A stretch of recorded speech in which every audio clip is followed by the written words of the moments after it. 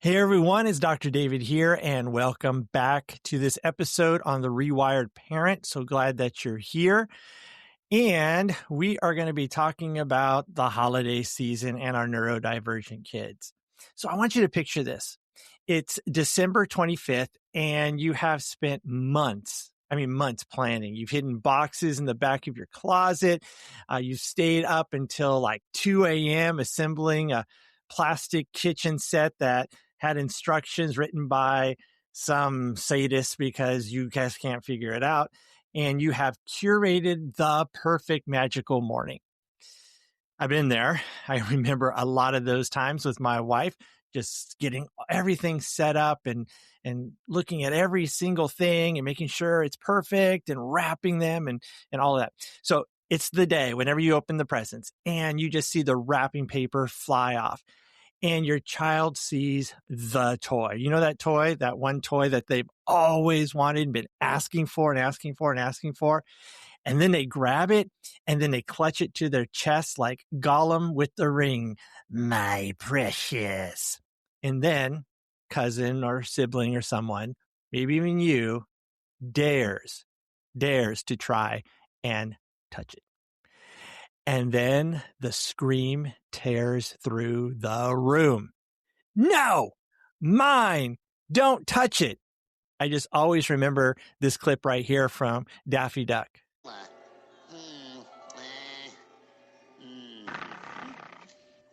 we can't be too far off.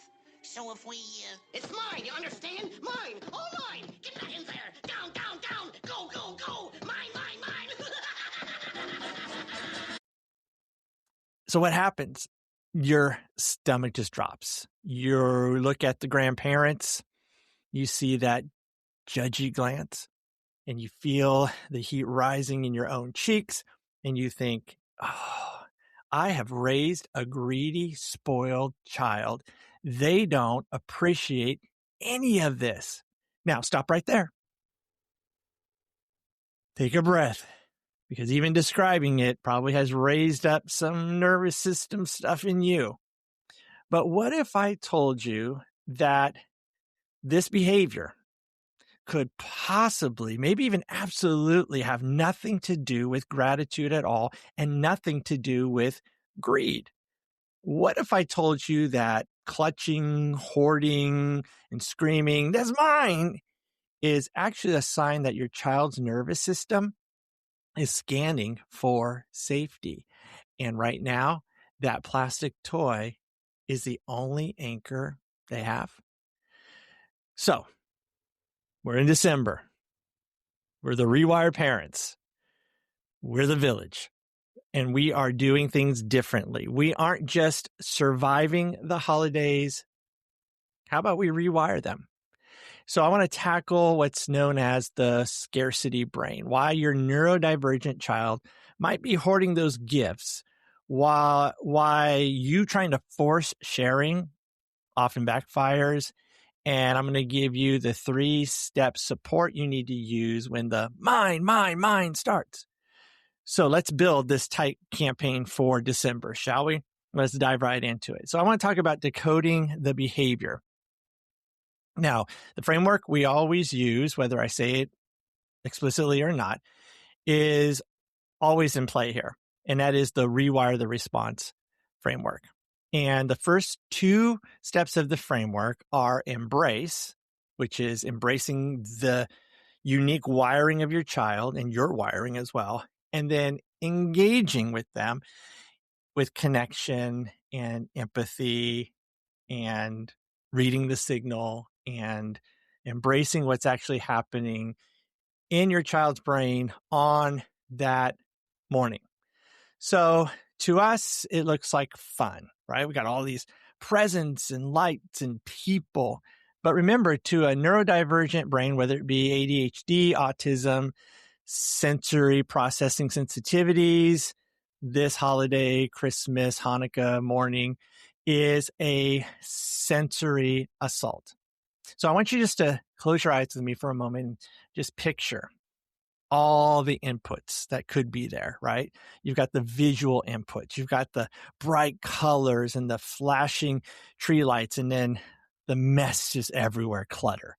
You have the auditory, right? Maybe you have music playing in the background. People are laughing. Paper is ripping. Good old Uncle Chuck is, whatever. You got all the emotions that are there. Okay. The high stakes questions like, do you like it? I really hoped you liked it. Smile for grandma. Taking pictures, right? Look over here. Look over here. Oh, wait, go back. I want to see that again.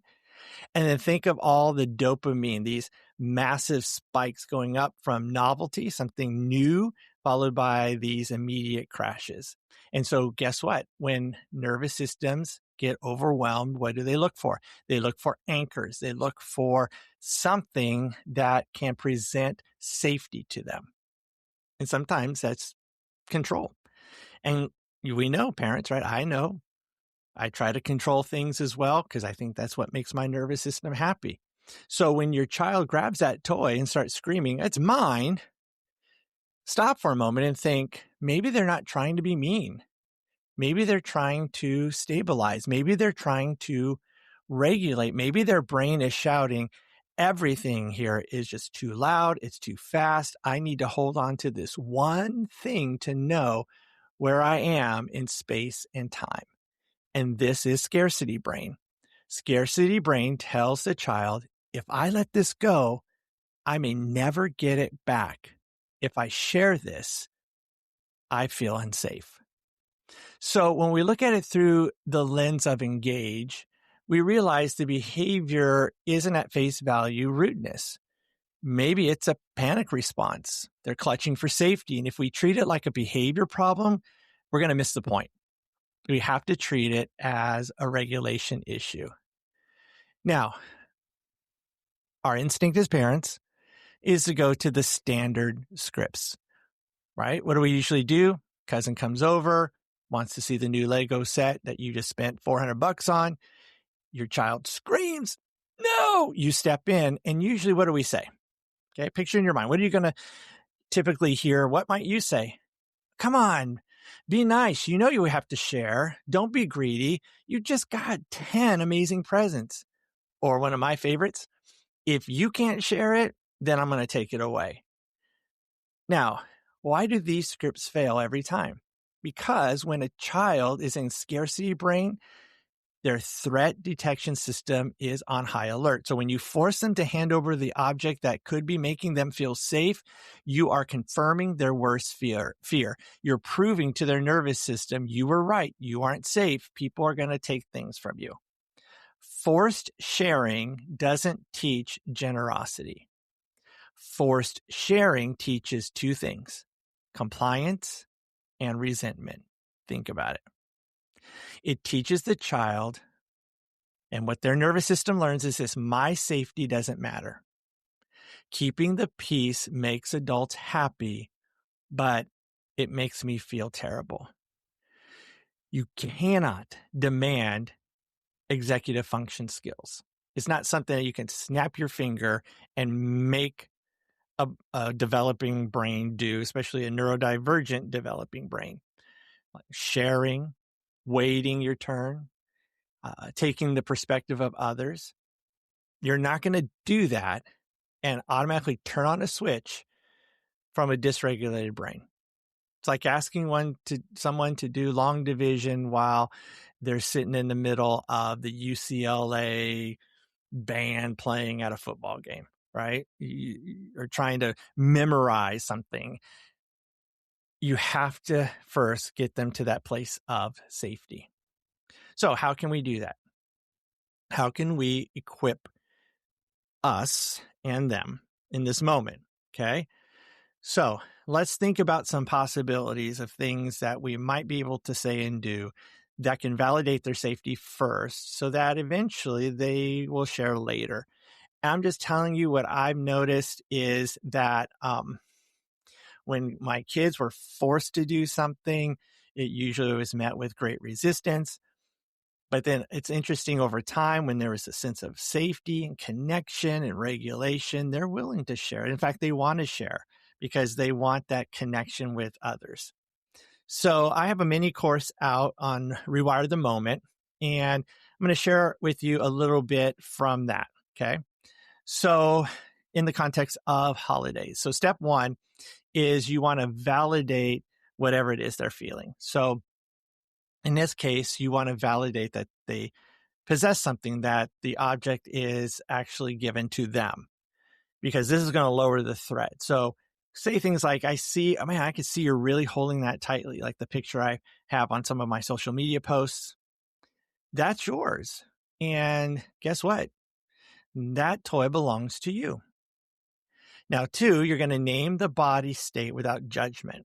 Okay. You're going to help them understand their nervous system. Why are they grabbing onto this? So we could say things like, I know it feels tough to let that go right now. Your hands and your body really want to keep it safe. But then the third step is you can start building the future bridge, and that bridge is connection. So because the scarcity brain thinks it's going to be gone forever, you have to ensure them with a promise of return. You can hold it now, but when you're ready to put it down, guess what? It's still yours and it's not going anywhere.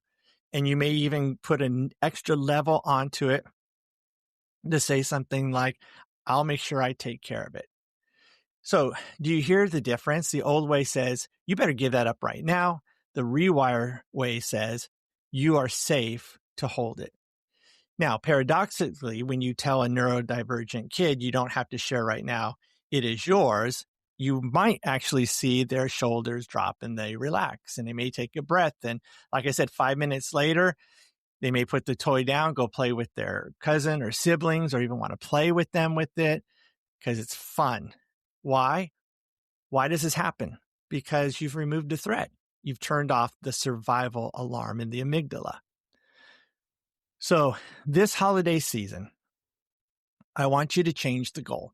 The goal isn't my child will share perfectly every time. The goal is going to be, I will be the safe container for my child's big feelings. Try that again. Say it with me. So the goal isn't my child will share perfectly every time. That's an unrealistic goal. But say this goal with me. I will be the safe container for my child's big feelings.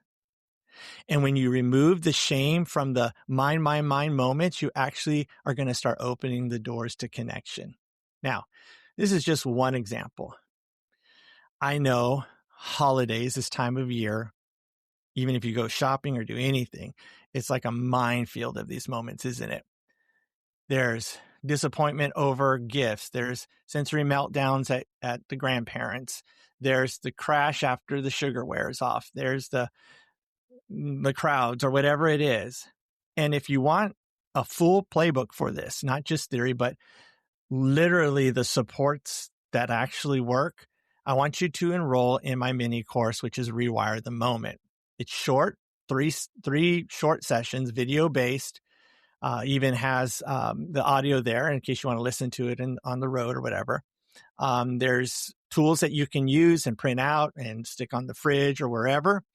And I tell you, it's the survival guide I wish I had when my kids were young. So if you're listening to this and thinking, okay, but I need to practice this, then you need to be on the interest list for the Rewire Live Lab.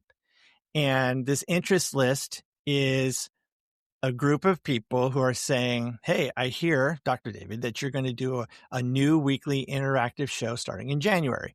I am. And we're going to take a lot of these concepts we're talking about here.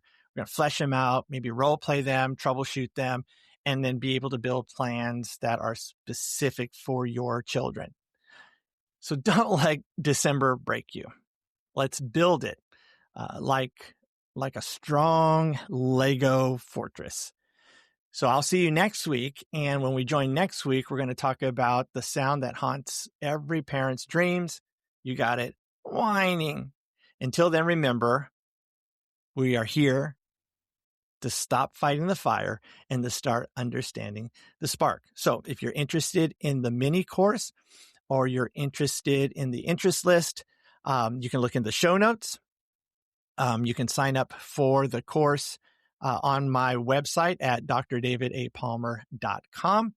You can check out the Substack articles. There's links in there.